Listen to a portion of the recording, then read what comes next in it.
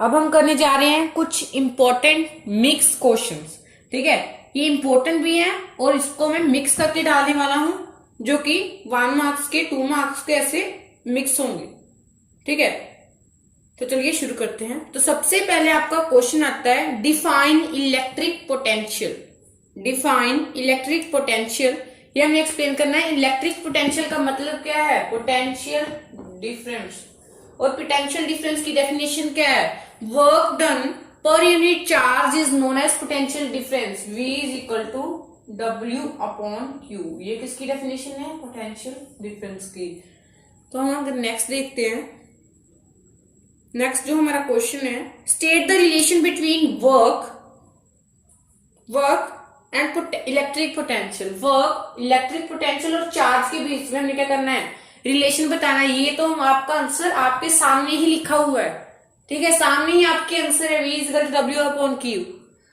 Question क्या था? State the relation between work, charge and electric potential.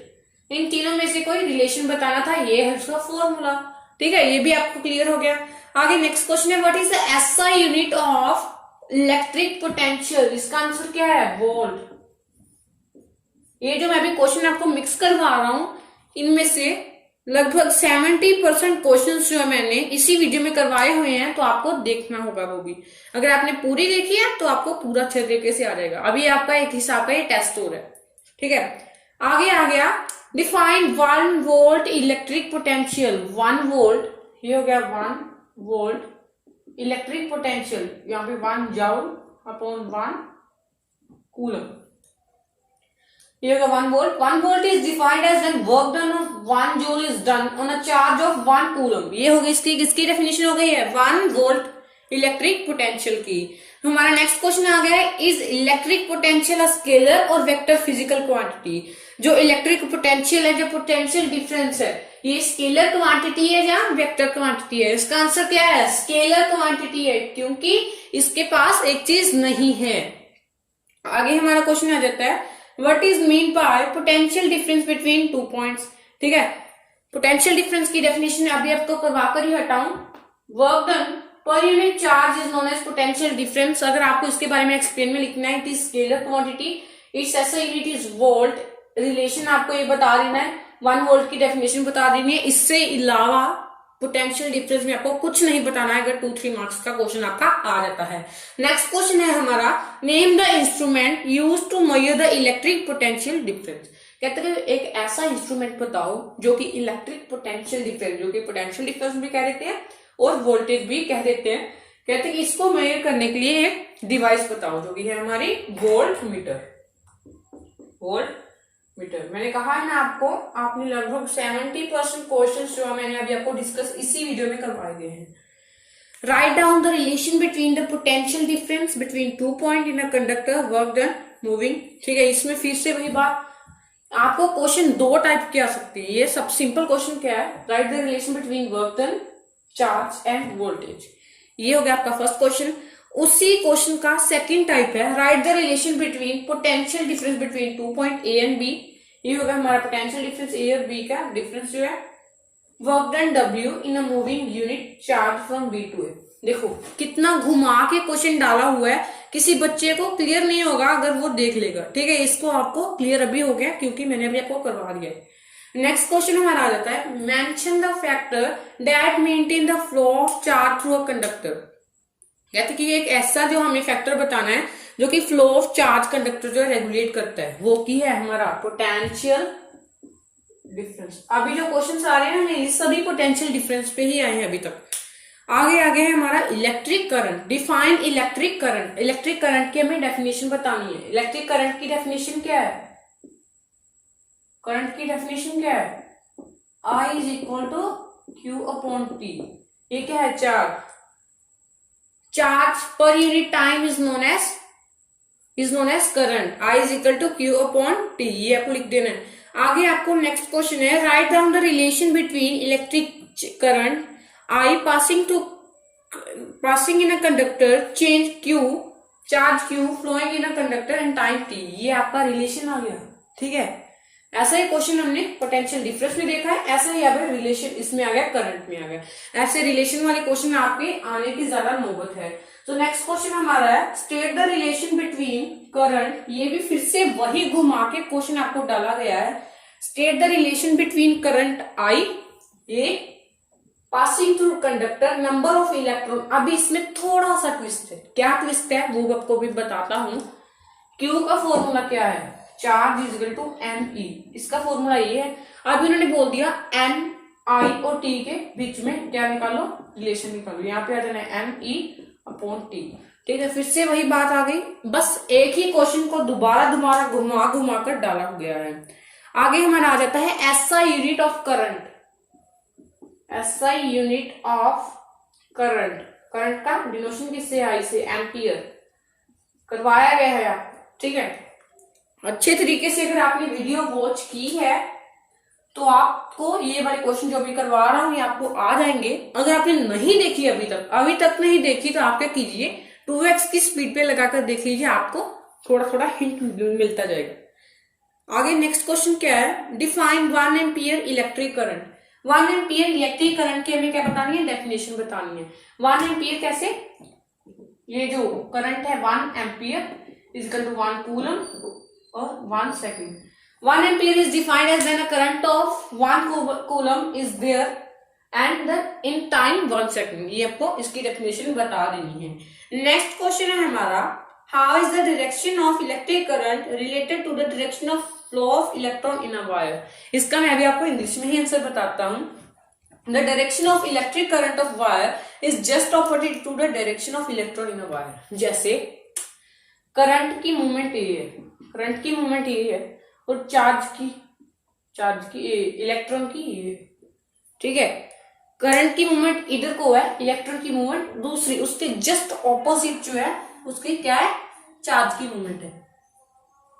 Next हम करे जा रहे हैं, name the instrument used to measure electric current in the circuit. Electric current measure करने के लिए जो हम इंस्ट्रूमेंट यूज करते हैं, कहते हैं कि उसका नाम बता दीजिए मेनली। तो उस डिवाइस का नाम क्या है, उस डिवाइस का नाम है एमीटर। ये भी हमें क्या करना है, लर्न कर लेना है। ठीक है, ये हमें अच्छे तरीके से लर्न करेंगे तो ही हमें ये वाला जो टॉपिक है वो आएगा। अगर आपने नहीं वीडियो देखी, बार बार बोल रहा हूँ कि जाकर देख लीजिए, आपको क्या हो जाएगा, सारे बेसिक जो है क्लियर हो जाएंगे आपके।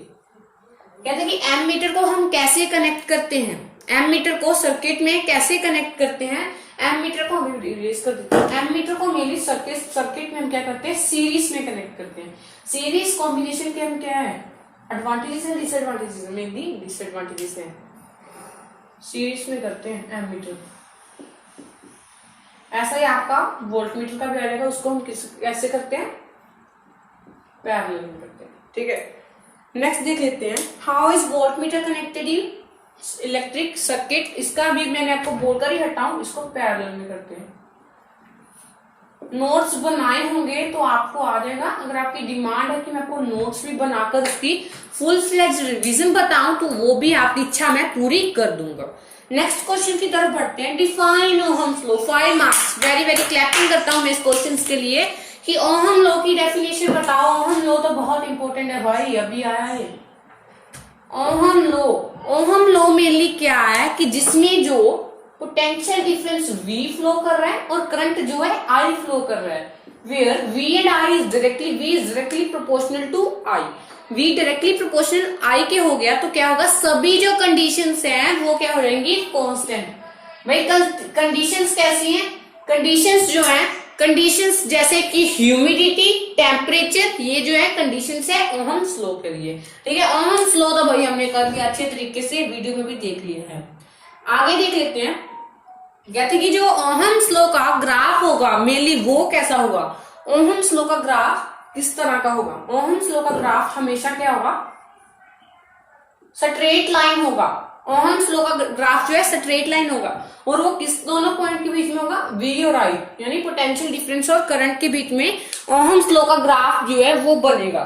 ठीक है, ये हमें पूरे तरीके से डिस्कस कर लेना है।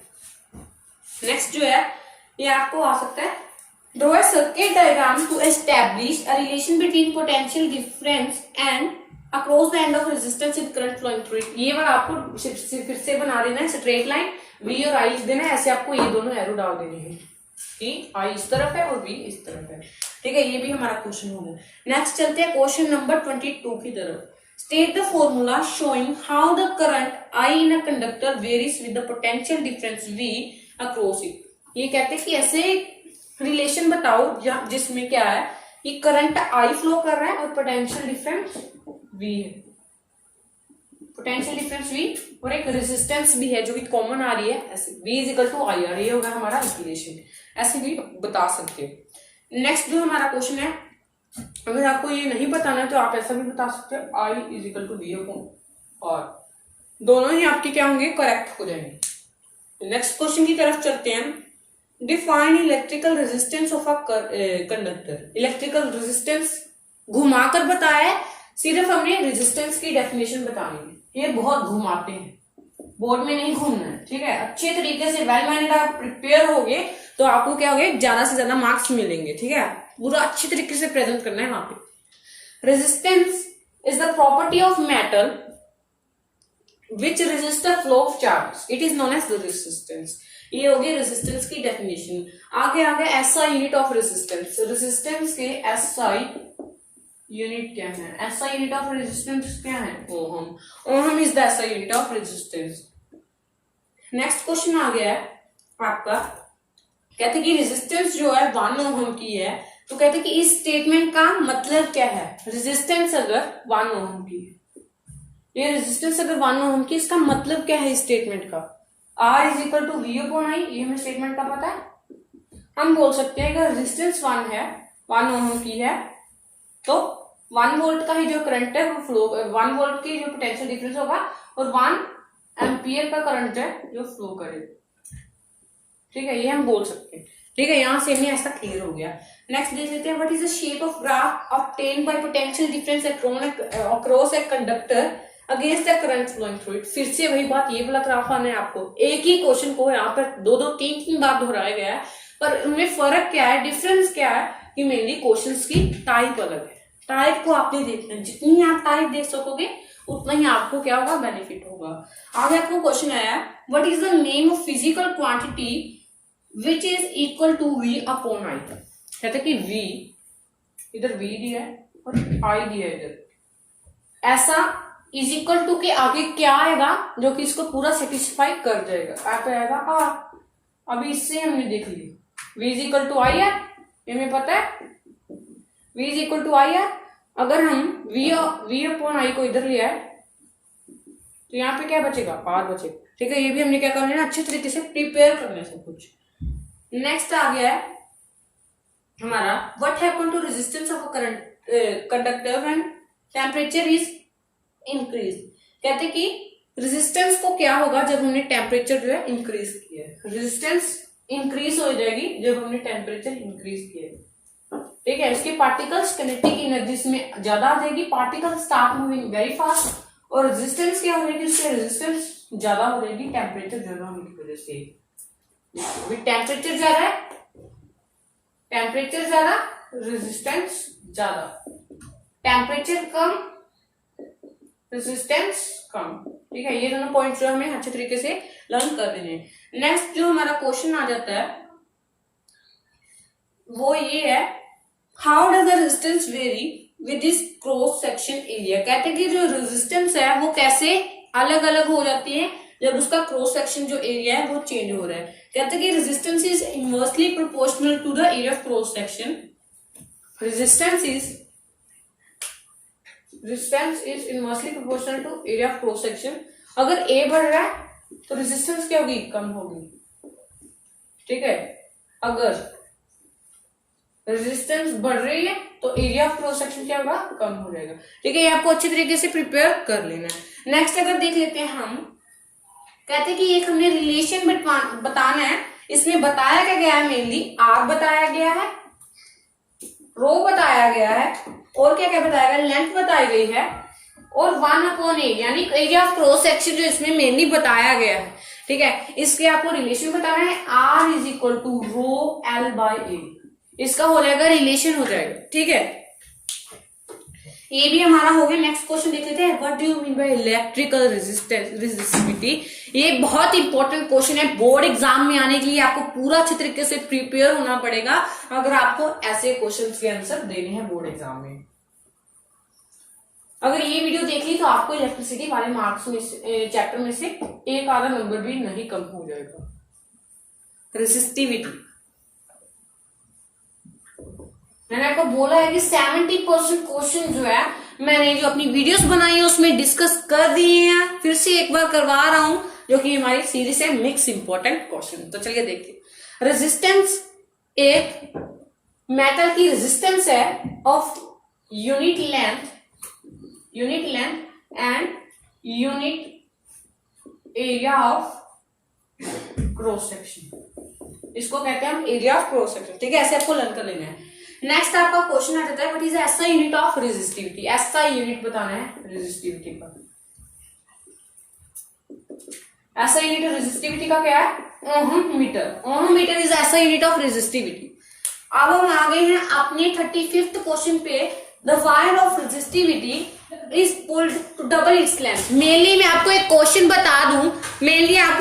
बता दूं कि हमने करना क्या है। रेजिस्टिविटी किस किस पे डिपेंड करती है?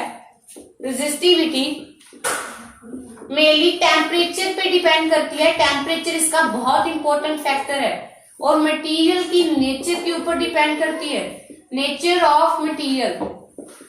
तो भी आपको क्वेश्चन बहुत घुमा कर दिया गया है। अगर आपको ये क्वेश्चन का आंसर देना तो इन दोनों जो टर्म्स है इनका आंसर देना बहुत जरूरी था। आगे आपको क्वेश्चन क्या है उसकी तरफ डिस्कस करते हैं, उसकी तरफ फोकस करते हैं। Length of resistivity rho is equal to its double length, what will be the new resistivity.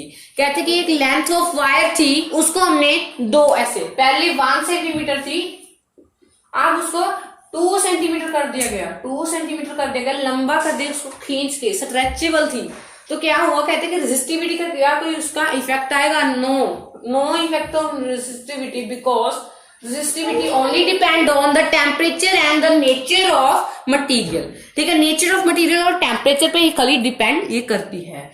आगे हम देख लेते हैं, ये इंपॉर्टेंट क्वेश्चंस जो है हम देखते रहेंगे, हमारा क्या हो जाएगा, नंबर जो आता रहेगा। आगे आपको बोला है कि सीरीज कॉम्बिनेशन का हमने कैसे निकालना है उसका रेजिस्टेंस, ये हमें अच्छे तरीके से भी देखना पड़ेगा। सीरीज कॉम्बिनेशन का रेजिस्टेंस निकालना है हमें। ठीक है, देख लेते हैं सीरीज कॉम्बिनेशन का रेजिस्टेंस क्या है। देखिए 1 R इज इक्वल टू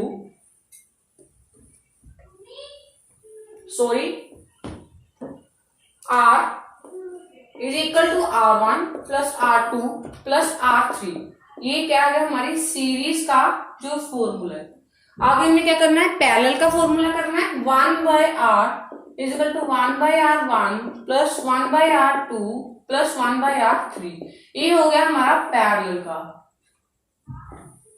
ठीक है, ये हमें इन दोनों का फॉर्मूला को लर्न करना है ताकि हम सीरीज को पैरेलल का जो है निकाल सके।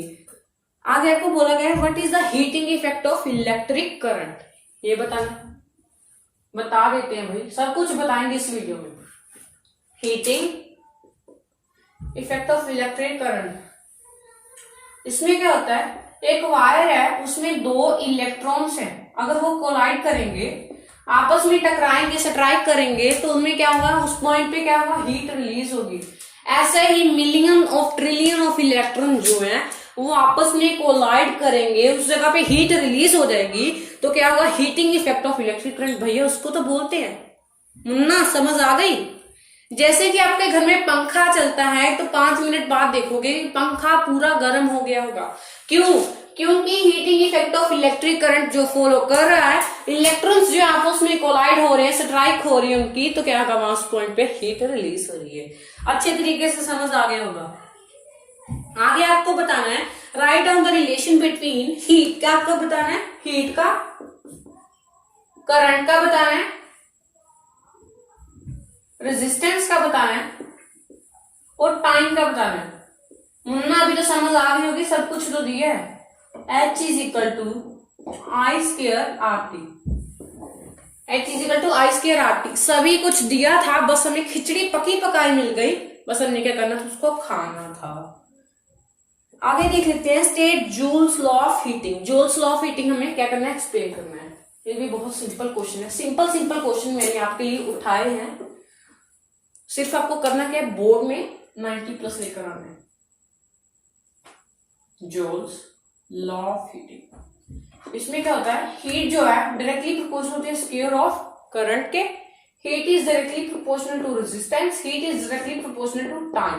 From 1, 2 and 3, 1, 2 and 3, we will conclude that I square RT is the correct explanation।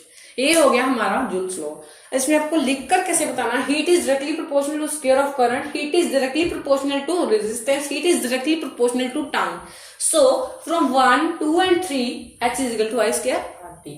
आशा करता हूं कि आपको ये समझ आ गया होगा। आगे देख लेते हैं, what is the statement that the rating of fuse in a circuit is 5 ampere. कहते हैं कि इसके स्टेटमेंट का क्या मतलब है कि फ्यूज की जो रेटिंग है वो 5 एम्पियर है। ठीक है, फ्यूज आपके घरों में भी लगे होते हैं, कहते हैं ये फ्यूज उड़ गया है, उसका मतलब क्या है, मैं आपको अभी उसका फंक्शन बता देता हूं अच्छे तरीके से। पहले ये फंक्शन देख लेते हैं, फिर बाद में। ऐसे फ्यूज लगा होता है, ये मेन सप्लाई है, मेन सप्लाई है, और ये आपकी फॉर एग्जाम्पल जो प्रेस है, ठीक है, आयरन की प्रेस है। अभी क्या हो रहा है, जो मेन सप्लाई से 10 एम्पियर का करंट आ रहा है, बहुत ज्यादा बहुत ज्यादा। जैसे आपके आता है ना टावर में से करंट आता है, 10 एम्पियर का करंट आ गया। फ्यूज में क्या होगी कि फ्यूज में पतली सी वायर होगी, जो क्या करेगी, जितना प्रेस चाहती है उतना ही वो क्या कर सकेगी, ले सकेगी। फॉर एग्जाम्पल प्रेस को चाहिए 5 एम्पियर, फ्यूज क्या करेगी, अगर 10 एम्पियर का आ गया तो फ्यूज क्या कर जाएगी, मेल्ट कर जाएगी। वो उड़ता नहीं है, होता क्या है कि उसकी जो अंदर वाली वायर है वो मेल्ट हो जाती है और सर्किट जो है ब्रेक हो जाता है। तो मेनली क्या होता है कि इसको 5 एम्पियर नहीं बोल सकता है। अगर यहां से 5 एम्पियर आ रहा है और इधर 5 एम्पियर भेज देगा, ठीक है, ये नहीं कि फ्यूज हर बार रोकेगा, पर अगर लिमिटेड जितना उसको चाहिए उससे बहुत ज्यादा आ रहा है तो क्या करेगा, फ्यूज वायर जो मेल्ट कर देगी। अब क्वेश्चन के हिसाब से क्या बताया गया, कहते हैं कि जो फ्यूज वायर है वो 5 एम्पियर है उसकी रेटिंग। इसका मतलब क्या है, अगर 5 एम्पियर से ज्यादा करंट आ गया तो उसकी जो फ्यूज वायर है वो क्या कर जाएगी, मेल्ट कर जाएगी और करंट जो है नहीं पहुंच सकेगा। नेक्स्ट क्वेश्चन देखते हैं, name the material used for making filament of bulb. Filament of bulb use करने के लिए कौन सा जो हम यूज करते हैं, टंगस्टन एक मेटल है जो कि यूज होता है। क्यों टंगस्टन, क्योंकि ये जो ऑक्सीडाइज जल्दी नहीं होता, इसका मेल्टिंग पॉइंट जो है जो 3380 डिग्री सेल्सियस है, ये बहुत ज्यादा है। इसको limited amount of heat provide करने से क्या होगा, ये मेल्ट नहीं होगा। आगे आपका आ जाएगा define electrical energy. Electrical energy की डेफिनेशन क्या है, अभी आप सुन लीजिए। It is defined as work done by a source of electricity to maintain electric current in electric circuit. कहते कि वो वर्क डन है, वर्क डन है जो कि इलेक्ट्रिसिटी के द्वारा किया गया है, इलेक्ट्रिक सर्किट में किया गया है। ठीक है, इलेक्ट्रिक सर्किट में जो इलेक्ट्रिक करंट पास हुआ है इलेक्ट्रिक सिटी के द्वारा जो वर्क डन किया गया उसको हम कहते हैं इलेक्ट्रिकल एनर्जी। इलेक्ट्रिकल पावर की इलेक्ट्रिकल पावर का फॉर्मूला क्या है, P equal to W upon T। ये है हमारा इलेक्ट्रिक पावर का फॉर्मूला। इसके हमें क्या बताता है, work done per unit time is known as electric power. ये भी हो गया। नेक्स्ट आगे देख लेते हैं, name the physical quantity expressed as the product of potential difference and electric current. कहते हैं कि एक ऐसी फिजिकल क्वांटिटी बताओ that is product of potential difference और साथ में क्या बताया गया, एंड इलेक्ट्रिक करंट। इसका क्या आ जाएगा answer, electric power. Electric power जो है इसकी आंसर है। ठीक है, ये भी आपको कर लेना। What is the SI unit of electric power. Electric power का क्या है एसआई यूनिट, वॉट। वाट है, 1 वाट कहते हैं ना, 1 वाट की आ रही है, 2 वाट की आ रही है, और वो 1 watt is equal to 1 joule per second. ठीक है, ये भी आपको कर लेना। आगे आ गया commercial unit of electric power, kilowatt hour. कई बच्चे क्या करते हैं, इसमें गलती कर जाते हैं, गलती नहीं करनी है, अभी आपको सुधार देता हूं गलती। किलोवाट पर आर नहीं है, ये गलत है, ये गलत है। किलोवाट आर लिखना है, पर नहीं लिखना है। किलोवाट पर आर का मतलब नीचे आ रहा है, यानी आर डिवाइड हो रहा है, पर आपको ऐसा बिल्कुल नहीं करना है, ठीक है। और आपको ये भी आ सकता है कि जो घरों में बिजली बेचते हैं उसमें कौन से यूनिट यूज होते हैं, किलोवाट आर। किलोवाट आर जो है यूनिट है जो कि घरों की बिजली में यूज होते हैं, ठीक है। ये भी आपको अच्छे तरीके से कर लेना है। ये आपके तो हो गए, ठीक है। अभी आपको 3 मार्क्स के क्वेश्चन जो है थोड़ी थोड़ी इंपॉर्टेंट है वो भी बता देता हूँ। Difference between ammeter and voltmeter अभी इस वीडियो में किया है। इलेक्ट्रिक करंट की डेफिनेशन और ऐसा यूनिट, फिर से वही बात जो हमने की है ना, वही बार बार आ रहे हैं। अभी एक नेक्स्ट क्वेश्चन डिस्कस कर लेते हैं जो इंपॉर्टेंट है, मैं आपको वही करवा रहा हूं। कहते कि ये जो सिंबल है ये क्या रिप्रेजेंट कर रहा है, ये है बैटरी। ये बैटरी का सिंबल है, ये बैटरी को रिप्रेजेंट कर रहा है। आगे कुछ आपको ये वाला सिंबल दिया हुआ है जिसमें क्या है, ऐसे ए बना हुआ है, ये किसका सिंबल है, एमीटर का। जितने ज्यादा क्वेश्चन सोल्व करने की कोशिश करोगे उतना ही ज्यादा क्या होगा, आपको आपका ही बेनिफिट होगा, ठीक है। आगे आपको कुछ और सिंबल दिए गए हैं। कहते कि ये फॉलोइंग जो सिंबल्स दिए गए ये क्या रिप्रेजेंट करते हैं सर्किट में। ये 3 मार्क्स का क्वेश्चन है आपका। ऐसा एक बताया गया, इसका मतलब है सर्किट जो है क्लोज्ड है। एक ऐसा बताया गया, ऐसा उसमें ऐसे एरो ड्रॉ किया गया, ये है रियोस्टेट। रियोस्टेट का सिंबल है। आगे आपको कुछ ऐसा बताया गया है, ये वोल्ट है, ऐसे V लिखा, ये वोल्ट मीटर, जिसमें V वोल्ट मीटर, इसमें एक एमीटर। आगे एक में ऐसे G लिखा हुआ है, भाई ये तो हमने किया है ना, गैल्वेनोमीटर।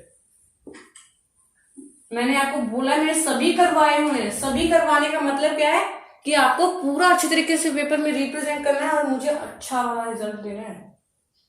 ये क्या है, वायर विदाउट ज्वाइनिंग।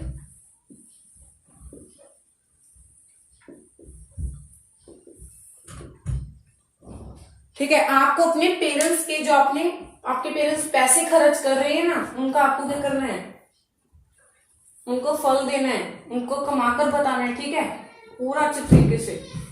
जितना उन्होंने लगा लिया उससे डबल देना है उनको कमाकर। आगे ओम्स लॉ का ग्राफ कैसे ड्रॉ होगा, फिर से वही बात आ रही है।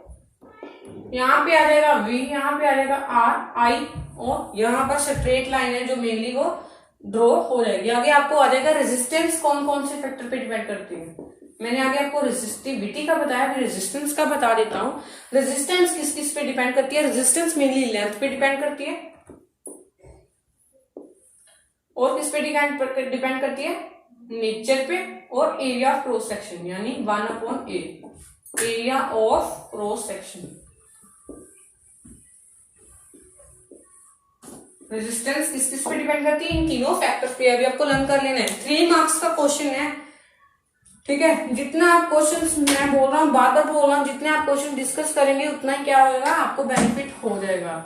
नेक्स्ट हम देख लेते हैं। उन्होंने बोला है कि हमें क्या करना है कि एक सर्किट डायग्राम हमें ड्रॉ करना है। सर्किट डायग्राम ड्रॉ करना है जिसमें क्या है, एक एमीटर है और एक वोल्ट मीटर है, और क्या है, 2 रेजिस्टर लगाए गए हैं, 2 रेजिस्टर्स जो हैं वो लगाए गए हैं। अभी क्या करना है, ऐसे बैटरी ड्रॉ कर देनी है, T ड्रॉ कर देनी है। ऐसे आपको एक एमीटर ड्रॉ कर देना है, एक जो है ये, एक जो है ये।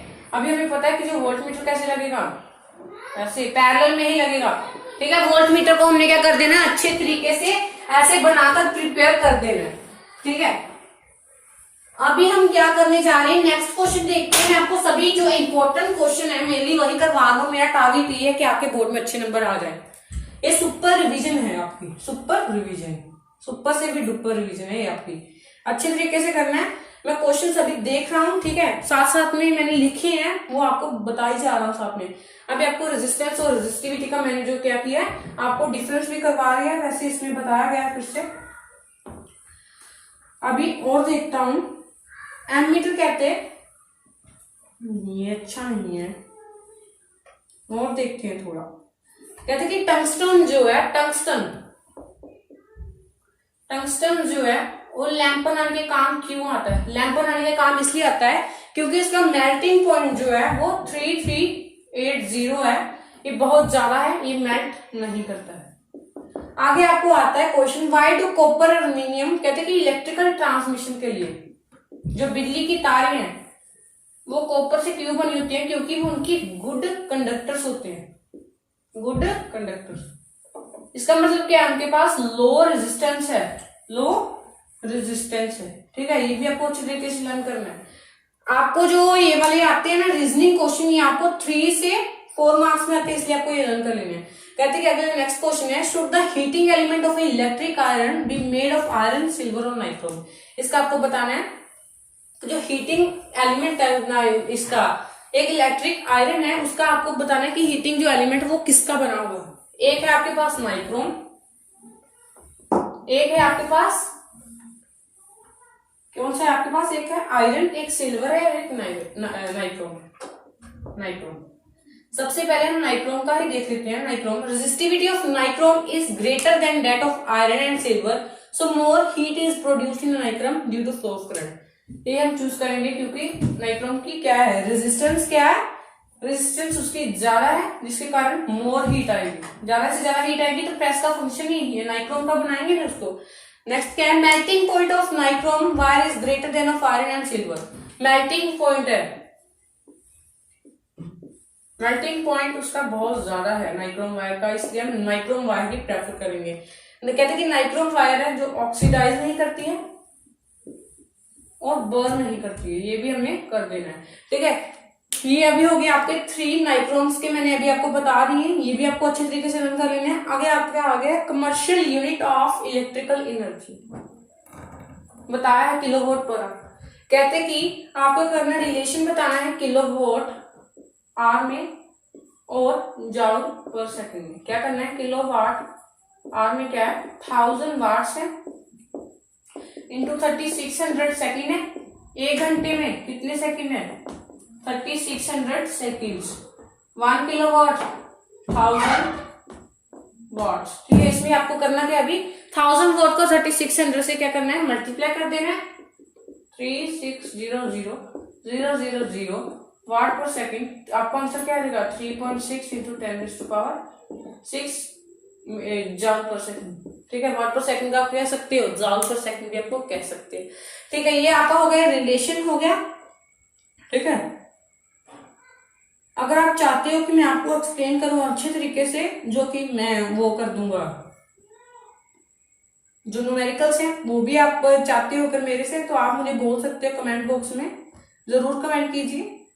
ठीक है, हम बहुत सारे न्यूमेरिकल्स भी डिस्कस करेंगे। ठीक है, आगे आपका आ जाता है joules law of heating effect. फिर से वही क्वेश्चंस आपके दोबारा घूम घूम के आ रहे हैं 5 मार्क्स में। सो अभी हमारे मिक्स क्वेश्चन जो है खत्म होते हैं। ठीक है, ये सुपर रिवीजन थी आपकी। अगर आपको ये अच्छा लगा हो तो please hit the like button, ये आपको सेशन अच्छा लगा हो, सब्सक्राइब और share our video to your friends. So thank you for watching our video.